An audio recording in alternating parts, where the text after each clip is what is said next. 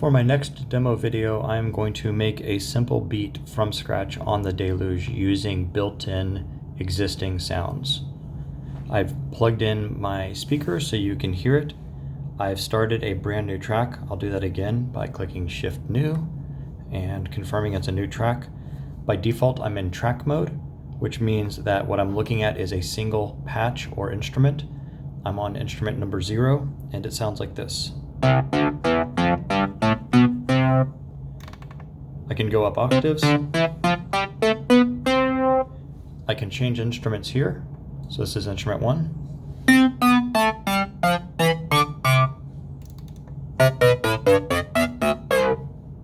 Instrument 2.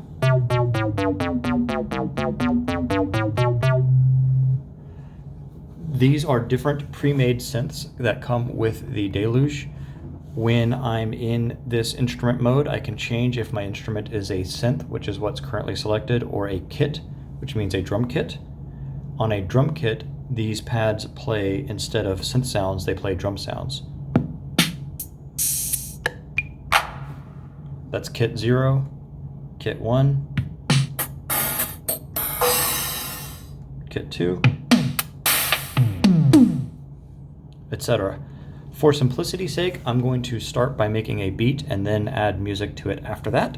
So to make a beat, by default, we are looking at a single measure or bar, which means 4 quarter notes. Each quarter note is these 4 pads. It's actually divided into 16th notes, with each pad being a 16th note. And this is the order of the 16th notes in the measure. I can zoom in or out if I want to use a different granularity. I don't have to work with 16th notes. I could do 32nd notes or 64th notes or quarter notes or half notes or whole notes, etc. But for default, I'm going to stick with the 16th note bar. So my first drum kit item is a kick drum. I'm going to do a real basic 4 on the floor beat. So I'm going to put it on the quarter notes or the down notes. I'm going to go ahead and hit play so you can hear it play. The white line that's moving across the screen is the progress of the song through the measure. You can see that when it gets to the end of the measure or bar, it loops back to the beginning. I can make my bars longer. I can make this pattern longer, more or fewer bars if I want to, or shorter. I'm going to go ahead and sequence a second sound. I'm going to use a snare.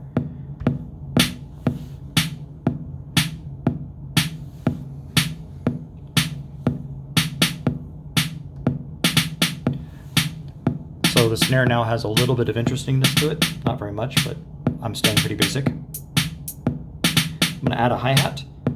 So I'm going to do the hi-hat on the uptick. So this is on 1 and 2 and 3 and 1. So the hi-hats are on the and. So the 3rd 16th note of each quarter note. Anyway, I've got a drum beat now. I can pause the playback. I can play, pause, whatever. So I've laid down a simple drum beat. It's not very interesting, but it's good enough. I can go now into song view, and this row is the drum beat that I just made. It is an instrument. You can see it's playing. You can see the white progress bar, and I can mute it. It's now muted, and I can unmute it. I can add a second sound. I'm going to go ahead and do that. I'm going to leave the drum beat playing while I do. So I'll stick with the default sounds. I think this makes an okay bass sound. So at this point, I'm not recording anything, I'm not programming anything. These are called audition pads, meaning I can audition the sound, meaning I can listen to it without doing anything. I could program, let me pause the drums while I talk. I could program a sequence, and it could be 16th notes. Let me mute the drums real quick.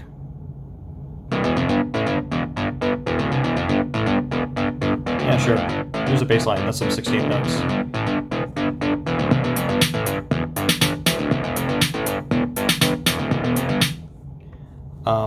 I could remove them, and I could play longer notes if I want. So this is going to play quarter notes instead of 16th notes.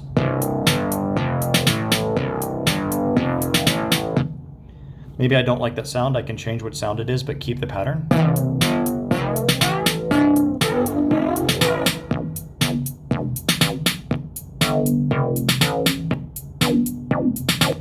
Let's stick with number 3 for now.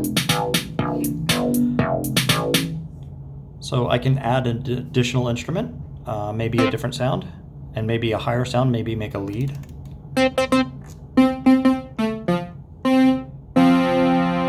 Oh, I could do chords.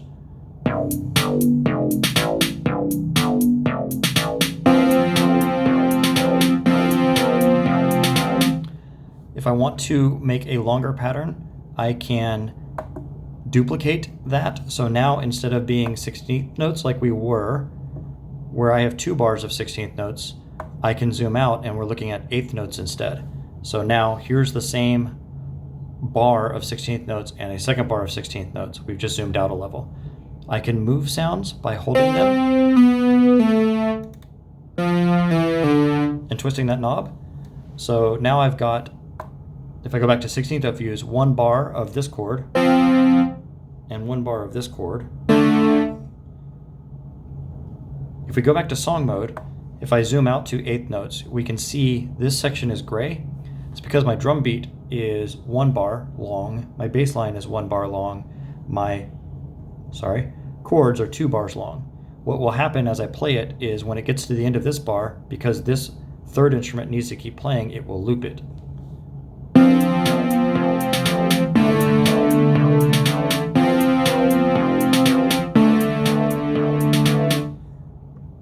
I think that's really boring if it repeats, so I'm going to duplicate it again. It will duplicate everything that I've done, and maybe instead of going up, down, I'm going to go up, down, up, and even higher.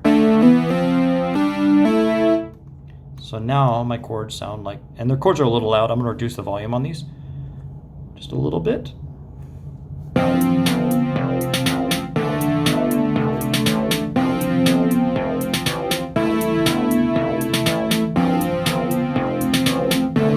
If we look at the song now, I'm at 4th notes, so each button, each pad is a 4th note. Let me not talk over the music. Each pad is a 4th note, and we can see here that these are, each of these chords, 4 4th notes long or 1 bar long. I could zoom back to my 8th or 16th notes, at which point, and again, I'm in song mode, so we can see drum instrument, bass line, and chords. At 16th note view, if I scroll, I have 2, 3, 4 bars of 16th notes because my chord progression is 1, 2, 3, 4 bars long. So here's the whole song played at once.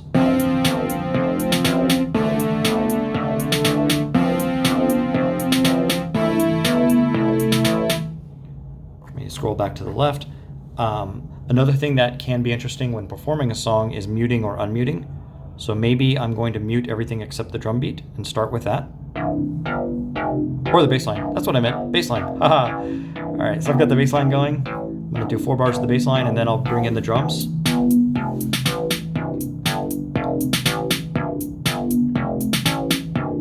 And then I'm going to mute the bass line and add the chords at the same time.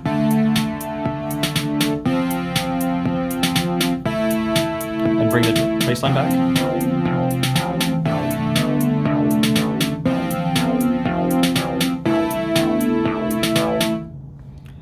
I can modify the sounds a lot, or I can create new sounds from scratch. I'll do a separate video on creating new sounds from scratch. But let's talk a tiny bit about the modifications I can do on my sounds. So, auditioning the sound.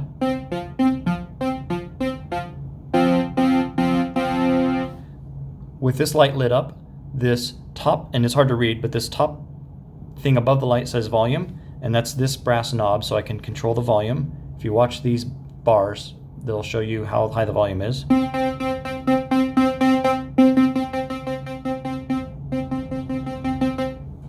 Sorry, my finger's in the way. The bottom says pan, so that's left to right. That'll be hard to do on a single speaker, but let's do it. Right now it's in the middle. I'm going to go all the way left. All the way right. coming back to the middle. I can control the cutoff filter and the resonance of the cutoff filter. Right now the cutoff filter is off, but with the cutoff filter off, what that means is I've cut off a lot of the high sounds so that it's only low sounds. You saw as I turned the knob, the sound got brighter and higher. The resonance I don't really understand, but it also makes the sound brighter and higher. So I'm going to leave the cutoff low and add some resonance.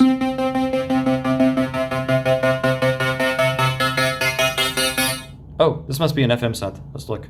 Yep, it's an FM synth. Okay, so I'm actually adjusting something different. These are the frequency modulation of the FM. We'll talk about FM synthesis later. There's attack and release. So attack is how quickly the sound starts when you press the button. Let me turn that back off. So if I turn the attack up, counterintuitively, that means the sound doesn't start as aggressively. You see it's really quiet. If I hold it, it kind of comes in. If I turn the attack down, it comes in quicker. If I turn the attack all the way to 0, that means it starts instantly. So a little bit of attack means it doesn't start quite as aggressively. Release is how long it continues to play after I let go of the pad. If I turn that up, it keeps going. Turning that down. There's delay. If I have delay, there's two sections for delay. There's how quickly it delays and how much it delays. So delay is kind of like an echo effect. So by default, the delay is set in the middle for delay time or how quickly, and then the amount is set to 0. Meaning if I hit the pad, there's no echo. If I turn the amount up to maybe 1.5, if I reduce the delay time, there will be more delay before it echoes.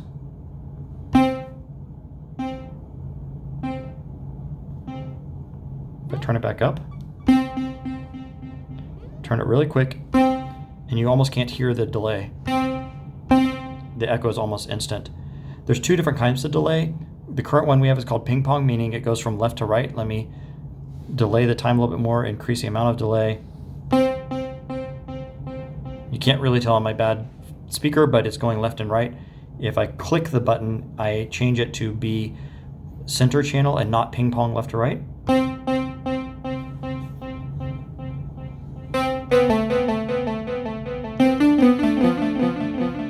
Anyway, I'm going to turn the delay back off. Maybe we'll play with that for a lead. Next is reverb and sidechain. So this knob is controlling reverb. Reverb is sort of like how empty the room sounds and how much it echoes in an empty room. So that's 0 reverb. Let me go to really high reverb. Maximum reverb. Back to no reverb. Maximum reverb. You can control the room size by clicking this knob. So I'm going to change it to a large room. And now it sounds like the speaker is in a large empty room and the sound is echoing around a little bit. Reverb and delay together make for some pretty interesting leads. Maybe a little less delay, maybe a little less reverb.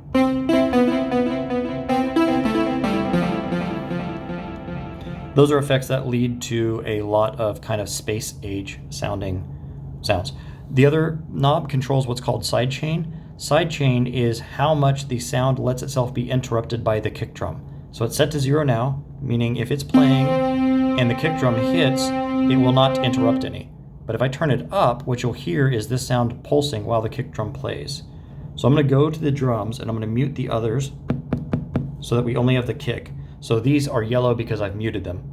So even though they're programmed, they won't play. So I'm going to go play just the drums, and all you hear is the kick. Now when I turn the chords on, you're going to hear the chords pulse with the kick.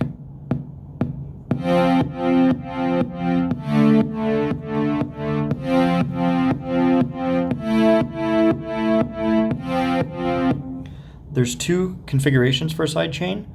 If I click it, it can be fast or slow. Slow means it is muted longer. Fast means it is muted for less time. It's more crisp. Fast is useful when you want the kick drum to be audible through sustained notes, but you don't want it to pulsate like that. So if I set it to like halfway and fast, you can hear the kick come through, as opposed to now you can't hear the kick.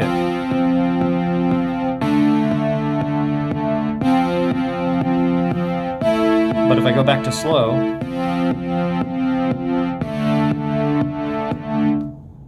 there's additional modifications we can do, but I don't want to go too deep in this rabbit hole. So I've got my chords, I've got a little bit of sidechain on there, I'm going to keep it to fast, and I've got my bass line. If I play it all together, I'm going to go ahead and put some sidechain on my bass line also so that the kick really comes through. Set it to fast, go back to song and play everything together.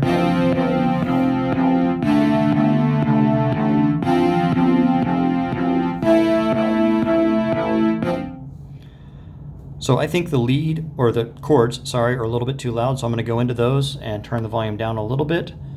I think the bass line's a little too quiet, so I'm going to go and make sure its volume is maximized. It is. Let me see how it sounds now. Oh, I want the rest of my drums back, so let me turn on the snare and the hi-hat.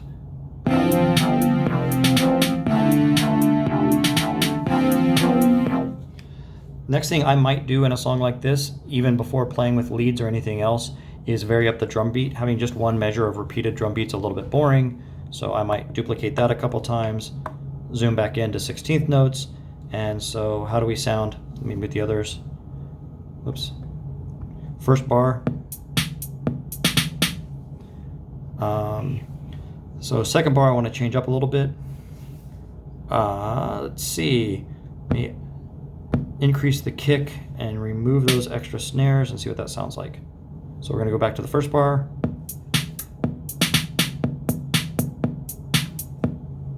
Nope, let's keep those doubled snares. That was cool. Third bar, I'm going to mess with the snares instead of the kicks. Let's just increase the number of snares for this bar and just have it go crazy. So we're going to play first bar, second bar, third bar, first bar.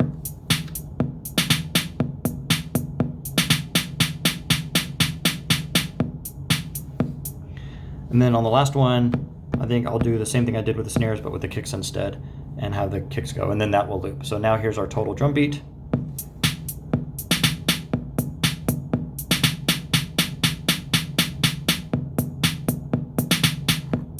Now we're back to the first bar. So honestly, I think it's a pretty lame drum beat, but whatever. It's just to illustrate the point. If I don't like something, I can go find it and keep changing it. I could add claps maybe, I could add other kinds. Maybe I don't like the drum kit at all. So maybe what I want to do instead is reduce the number of bars of drums, go back to just the one bar. So I'm erasing those extra bars.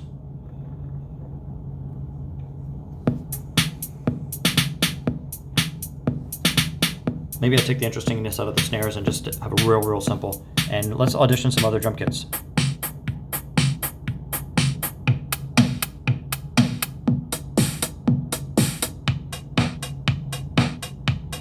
That's all right.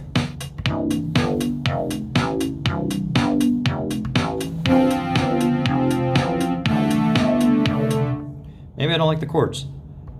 Turn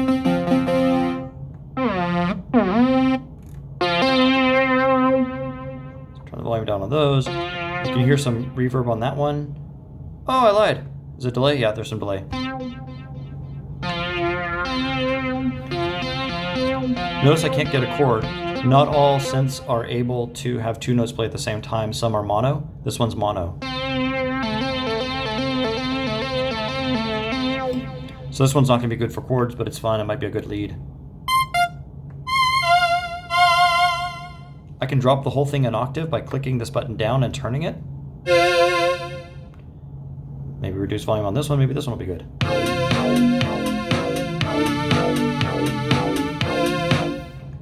Anyway, you get the picture. This is what basic song construction looks like on the Deluge. I'll do separate videos on sound synthesis using both subtractive and FM synthesizers and creating your own instruments as well as creating your own drum kits. I'll even show you sampling, but those will be in separate videos. That's it for now. Cheers.